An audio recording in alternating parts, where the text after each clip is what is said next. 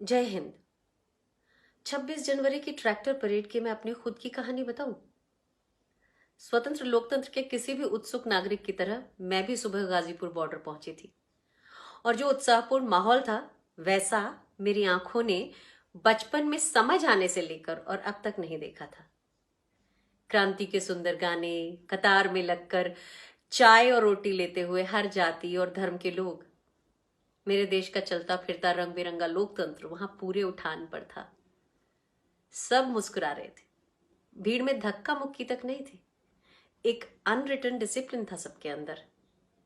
ना कोई राग, ना द्वेष और ना आक्रोश। बस सबकी आंखों में एक अलौकिक आनंद और उम्मीद थी। जिसने भी वो आलम देखा बस अभिभूत होकर देखता ही रह गया था। मन तब और भी भावुक हो उठा जब रैली शुरू होने के समय यानी 11 बजे के बाद से सड़क के दोनों तरफ के घरों से महिलाएं, पुरुष और बच्चे निकलकर ट्रैक्टर और ट्रॉली पर बैठे लोगों को सल्यूट कर रहे थे, ठीक वैसे ही जैसे राजपथ पर करते हैं। हमारा भारत उस समय वहीं खड़ा था, खुद पर शायद गर्व भी कर रहा था। कुछ उत्साही लोग दोनों तरफ पीने का पानी और फूल लेकर खड़े थे, पानी पिला रहे थे, फूल बरसा रहे थे।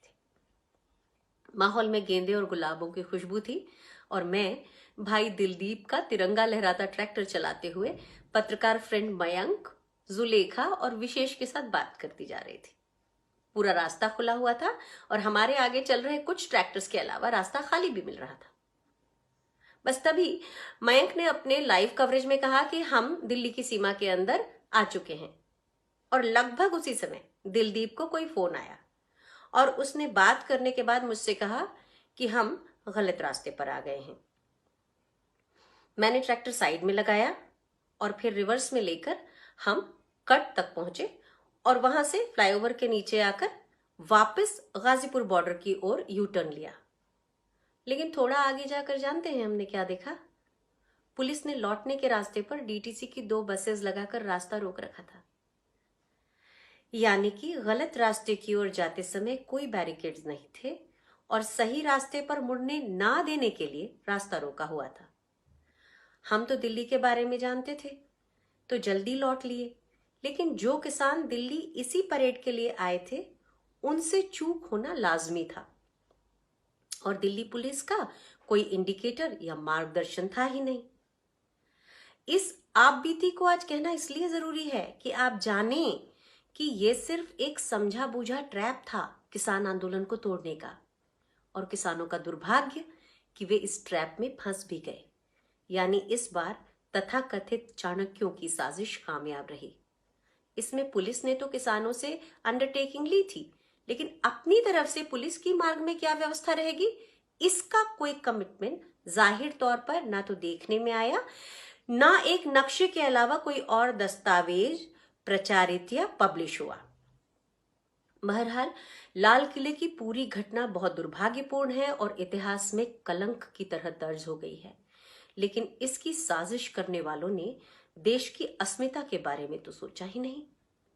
उनका लक्ष्य ही किसान को देश की नजरों में नीचा दिखाना था और आंदोलन को एक बारगी जैसे कुचलना था, और कम से कम प्रथम दृष्टया वे इसमें कामयाब हुए भी दिखते हैं।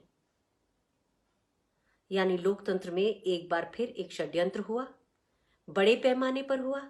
लोकतंत्र एक बार फिर शर्मसार हुआ और इतिहास में एक गणतंत्र दिवस दूषित हो गया। किसान के कंधे से बंदूक भी चल गई और किसान ही घायल भी हो गया। इस तरह की साजिशें आज लोकतंत्र में निहत्थे का शिकार करवा रही हैं और हम मानसिक रूप से शिकार हो रहे हैं, बीमार हो रहे हैं। हो सके तो इस पहलू पर भी विचार कर लें।